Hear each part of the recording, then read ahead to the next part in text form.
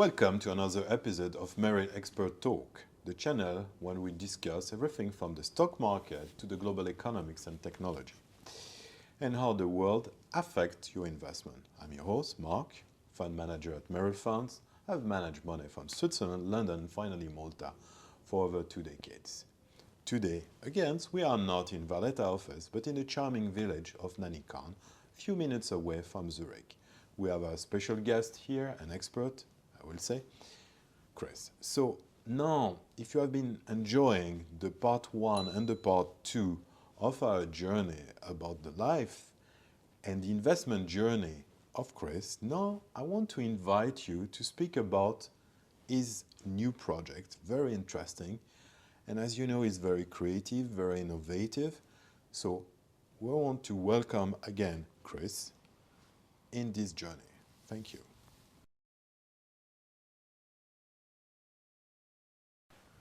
Welcome back. So Chris, thank you for having us again.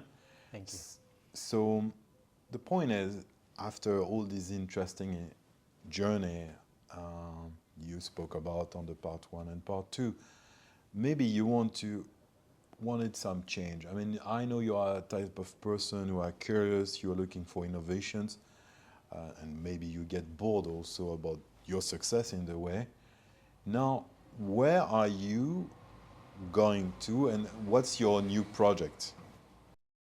Right, yes. At some point, you need to reinvent yourself to stay relevant and also move the ball forward. Because if you always keep on doing the same, the business won't be as good as before. And so for me, with this company, which I have helped to create, but at no point was I a shareholder, this kind of dynamic kind of pushed me to create something different, something of my own. And so obviously I was a good employee, but being an entrepreneur is something very, very different. And although I had entrepreneurs in the family, it wasn't really my strength or my instinct. And so I frankly had to learn everything from the start. I had some ideas about how it works and how you find good ideas, and I was, because I'm multifaceted. I have many talents. I'm able to do a lot of things myself, which is great for starting a company. Still, you need good ideas and then a good team and the product market fit and everything. And so this requires a trial and error process. And so over the last few years, I've created countless companies. I had countless of ideas in different directions, and most of them fail, as it is always. But I talked earlier about how ideas collide and create new ideas, and you kind of, from something that a topic that you're suddenly able to say, oh, maybe I could do something a bit different. And so this is how it happened when I was working in natural health, because I'm very interested in tech myself, and I'm always looking for the best ways, the best technology, but also the best ways to use it in a also safe way. I got interested in the topic, which is a major for in the alternative health community, of electrosmog and how it affects our health, because there's a kind of a debate, and here again, contrarian ideas, that what we hear from the government is that EMFs, so electromagnetic fields, only affect the heat. They have a heating effect, so they just warm our ear or warm our groin if you keep your phone in your pockets.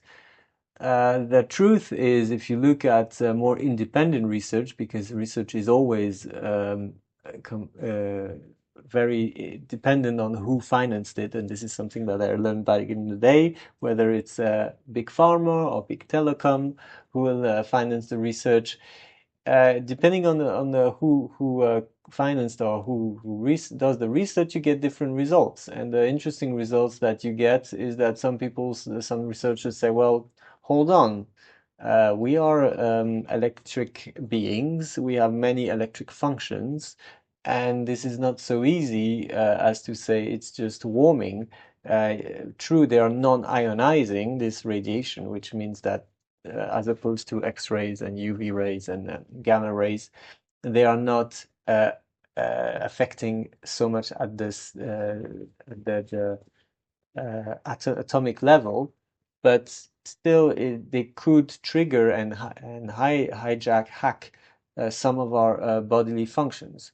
And so I got very interesting in this, and through different meetings, I met someone who was a real estate developer and an entrepreneur also, a Swiss guy who had created 27 flats in the canton of Fribourg, which were using a technology that is shielding from low and high frequency magnetic fields. And this was very interesting because I was interested, and also myself being active in trying to encourage the government to be more prudent about how we are rolling out new technologies, because we have not a lot of research, or not a lot of independent research that is saying that it is safe. And we're having all those phones and Wi-Fi routers and connected light bulbs in our homes suddenly in the space of a decade or 2 decades, that have completely transformed our environment, and also for our children, for the sick, the elderly. And is it really safe, and are we really sure that we're doing the right thing? It's not the first time that we are rolling out something and then suddenly realizing that it was a mistake. So being a bit more prudent, that was my approach. And so talking with this friend and partner, business partner, we thought, why not try to push a bit forward and to try to create a building standard around this, because no one had done it before. And so this is how EMFIS, so EMFIS, came to being, which is our company, and it is the building standard for low electrosmog houses, living spaces. And so if you want to make sure that the quality behind the electromagnetic shielding in your home is good, then this standard allows you to do this. And this is very interesting for investors, because then you can and people who and real estate developers, because then they can offer a differentiated product. Over the last 15 to 10, 15 years, we have seen green building certification appear. So people start to invest and to ask in their portfolio, they want to have green certified buildings, because they know that they will rent out more easily, they will get a better return on investment.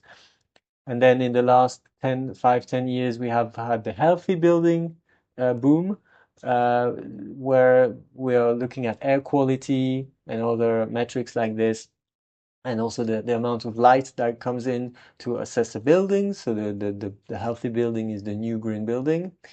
But no one has looked at electrosmog, which is, I would suggest, a big issue. I don't know what you think, Mark. Yes, Chris. I mean, I think it's very interesting. Even us, the way we manage money, it's like we try always to understand what's the things. I mean, I would say social impact. Actually, it's like technological impact. I mean, for us, it's very important because, as we know, we have a duty. We receive money from our investors, so we need to deploy this money. So definitely for us, it's an interesting topic, and everyone is very curious, and we are building up something for the future. And like we say, when you invest money, definitely, especially in our fund, our philosophy, it's like we are not very short termers. We are looking for like to invest for the next 5, 10 years. And I think all these elements are important because probably now it seems like very distant in the way, but it could be like something close, because often we tend to forget something was very close because everyone use mobile, everyone see like a 5G. Now we're talking about 5G, the antenna of the 5G could have a consequence. So I like your approach, again, to challenge the things like as a free thinker, And I think we cannot always be satisfied with what the government say. Okay, everything is under control, etc., etc. And I think it's very interesting because your background, starting your journey, like I say, to be on the strategic intelligence and lobbyist. So I think it for me it's always like natural the directions you are taking, and I think I like this approach because, like you say, Chris, we need to understand we are here on Earth, but we are also here for the future generations. How our children, what kind of world we will let them, and I think it's important here. Like I say, we're in the suburbs of Zurich. It's beautiful, it's fantastic. But we maybe want that the world will reflect not only in Switzerland, because Switzerland could be considered as an island protected on that side, but we wish also that the rest of the world are going in directions. Probably Switzerland is the best place to start this journey, but I'm sure, knowing that you are quite global, you probably want to extend your visions to the rest of the world. But let's continue our discussions and tell me what you think about it. Absolutely. We have a very ambitious goal with EMFIS we have actually already rolled out our globally. We're talking with the Middle East, in China, in the United States, because we're looking at the places which are at the forefront of innovation, thinking about and also the sheer size of the market if we look at China and the US. And so a lot of things are happening, especially on the West Coast in California. People are very forward thinking, and so I would say we talked about the fact that you have some marginal ideas that are becoming mainstream, and this is the idea of low EMF home, of creating a sanctuary in your home for better sleep, wellness, but also preventing serious disease like, cancer, Alzheimer, and maybe heart disease. It is actually crucial. We know that inflammation is a big factor in just accelerating all the appearance of all sorts of disease. And the way that the electromagnetic waves the artificial ones, because the Earth had EMFs just way before we started installing antennas, but they're just not the same. They're not pulsed, because the way that they work with the phones is that they pulse it very quickly, and so this kind of pace very quick, which is very unusual for the body and our whole biology. And so we see how insects react to this, which is not very good, and we need to take care of obviously of the environment in this way, but also ourselves, and how at a cell level it can affect us. And so we talked about hacking, and also just making the body more stressed because of these waves, and this stress then will be a sort of inflammation, just not high, obviously, like fever, but a very low grade and constant. Because if you look at the sun and the UV rays, yes, it burns you. Yes, it is dangerous. Everyone knows it. You need to be careful about skin cancer. But the sun is there for certain number of hours a day, and you're spending your time indoors anyway most of the time, and so it is actually quite limited the number of the hours of exposure that you get to UVs. But EMFs, which have less power in them, I'm not denying it, they are always there. It's just, I mean, unless you have the habits, the good electromagnetic hygiene of just turning off your Wi-Fi at night, or not having your phone charging, and also not on airplane mode on your bedside table. It is all the time, and it is very difficult to escape it. And so we need to rethink the way that we're building to adapt to this new reality. We're already installing home automation systems in the houses. This is a new building, and it has technology which is just insane in terms in terms of how much emission there is, and radiation. And so we need to also, it's the yin and the yang. We need to have consequently, it's great. I love this technology, but consequently, we need to also address the issues that might be with it. And this is what EMFIS is offering. So you try to bring a solution to these pollutions, the electromagnetic pollutions, and you think have an impact in the long run on our body to interfere, like you say. You said that there is a natural electromagnetic field, but now these things is like with the antenna, etc., or the Wi-Fi surrounding us, it could have a consequence in the long run. And clearly you want to bring solutions. How you want to implement this? You say that it's of course it's a global questions, and you already engage with the Middle East, China, and like I said, often the early adopters, which is California, always in the far front of this for the electrical vehicles, but also probably on that side. So how is your things, and how are your visions, and how you want to implement and make the people aware? I mean, I know in your previous job was really health awareness, because you like to spread informations through emails. Now, in the way, your mission is very similar in the way. You have been always very sensitive to the questions. You have some young children, so for you, it's a concern, I presume. So that's probably one of your motivations. So how you want to create something like awareness for the people, and how's your missions to, I will say, sorry to say, but missions to the world? Yes. Well, the reason I strongly believe in this idea is that it's actually I'm a product of the world, like anyone, and the fact that I'm picking up this idea and thinking it is worthwhile. I think there is an issue like this. I am not the only one. And so when we look at California, maybe you watching here or you, Mark, are not aware of this, but there are actually many, many, many people who are already thinking about this and also already taking care of this privately most of the time. And so the business of building biologists is already quite big, mostly among people who have quite a bit of money and have the freedom to take care of this. They are already organizing their homes in a way that is protecting them from electromagnetic pollution. So this exists already. What doesn't exist is there is no structure, there is no standardization. So you will ring up someone in San Diego, and he will do an installation in your home, but you don't really know how effective it is, or even how it compares to another one. And so we want to professionalize this, which exists already, and also bring it more above at the real estate developer level, the B2B, because right now it's very much B2C. And so this is our mission mostly. So our mission is actually narrower than we think, because in terms of awareness, please go around and ask around the people. I think everyone is quite clear about how they feel about EMFs.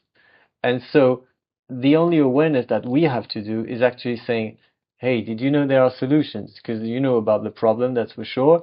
And there is actually not a lot of contest about this, and and everyone can feel that probably all those phones and those AirPods in the ears and everything, it's probably not free. I mean that you cannot use it without consequences. Certainly, there is something. This is the way the world works usually. We don't want to ignore this thing. Yes, Sometimes, exactly. as human, we try to ignore. You And can, but you know the consequences next. But did you know? So you're aware of this. But did you know that there are some methods which some solutions that allow you to do this, and in a serious way? Because also the problem, and we talked about the early adopters and the mainstream. The problem with the early adopters is that some of them are quite wacky. They will come up with solutions and ideas that people are like, what are you talking about? And so if you look at the building biologists almost everywhere, they will tell you, oh yeah, we can put some shielding, but did you know also that there is some energy from the earth that does this and that? And then some people are like, but we're talking about a serious subject, an engineering subject, and then you're bringing some kind of esoteric topic in this. So you want to be pragmatic in the way. And we're just mixing everything. And so this is also the mission of EMFIS, is to and this is also a source of criticism for many people. They're saying, oh yeah, this is all not important, it is not serious, because look at what these people are also claiming simultaneously when they talk about electromagnetic pollution, saying this and that. And we're like, okay, well, let's divide it, let's be serious. Let's and take experts who are not involved in this, and also separate the two, because the one topic is in fact maybe to discussion. Maybe in 100 years we'll prove that those energy from the earth are in fact problematic. Who knows? I'm still open to this. But right now the consensus is more around electromagnetic pollution, and so let's address this, and let's be rational. Be rational, but and so talk about how to do it seriously, how to measure it. So, with the have a measuring protocol with the right instrument, not the cheap instrument, but the quality instruments to measure low frequency, high frequency. Let's measure the effectiveness of all solutions, because some of them will sell you just a sort of patch for your phone that sticks on it, and you don't really know what it does. And when you tear it apart, you think, well, how it is supposed to work. There's no logic behind it. Yet many people buy it, so it's quite successful, and there's a lot of publicity for those people. So we're thinking, okay, let's try to ignore these and make it more serious, more increase the credibility of this, and be able to talk to the people who are big investors, who are thinking also about return on investment, how this could actually make them money, make their product differentiated from others. So if you are building so this is why we're talking a lot with Saudi Arabia. If you're building NEOM, the new city, maybe you also want to be future-proof. Think about the problems that might arise in a decade, because as we said, it's quite quick. And the way that suddenly the green building became the thing, many people didn't anticipate that it would come so fast, and that now it's actually quite good. So you are very pragmatic in this way, like you did in your previous business, to transform an idea and to be capable to generate cash on it. That's really your idea, and you really want to address this issue in a very rational way, and that's why you want to standardize the things. And you think I think Switzerland is probably the right base on that side. Been living also a big part of my life in Switzerland. I was always happy to see, for example, when I'm going to buy a product in a supermarket, where there is a traceability, where it's coming from, etc., or if there is compositions, if it's a fish coming with the carbon, it's coming on the other side of the world, that how they compensate. So I think Switzerland was always in far front, which was a neighbor country also has been also in these things, which is Germany. Sure. So I understand you have the right ecosystem surrounding you. We work with a lot of companies in Germany who have developed those products, which we implement then in buildings, and they have been developing them for years, and they're very, very high quality product, the best in the world as far as we know. And so this is exactly very close to. We were visiting one not far from here on the other side of the border, and so yes, definitely this helps. I think for our audience to know more, I will put your website and also your contact detail, because I think everyone is concerned by this from the south of Europe to the north of Europe. I think it's a concern, especially on the place with high density, because we are surrounding with antenna, and I think we need to find solution. If we don't find solution for us, we need to find solution for our children, that's for sure, and we need to address. So anyway, thank you very much. I think it's very important to get this message, and happy to see that you are on this new mission. And we wish you a lot of success on this journey. And of course, our audience, don't hesitate to contact Chris, and I will give you some detail here. Thank you very much, Chris, for your time. It was really a pleasure to have you on the first part, which was I will say your first journey, but I think you are in a new journey and in a new mission. I think you didn't change so much on your visions. Like as a free thinker, you need always to challenge everything we give to you. That's the government, that could be the corporate, etc. We need always to test them, and that's why I say also I think you learn through the years with standing product health product that you get more sensitive on many other things, and I think you get the missions and you want to address these things, try to reach a certain audience because this is for the good health of the people and make technology safe, because technology is also what made our world so successful now, and we need to keep using this technology, but being able to adapt. So thank you very much, Marc, for the thank you. It was invitation. really a pleasure Great pleasure. to have you on our channel, and hope to we have if the audience respond, definitely happy to have more episode and discuss, because it's always a pleasure to discuss with you, Chris. Likewise. And thank you for welcoming us here in your beautiful village, and hope to see you soon. Thank you very much, everyone, and hope to see you soon. Thank you. Thank you. Bye bye.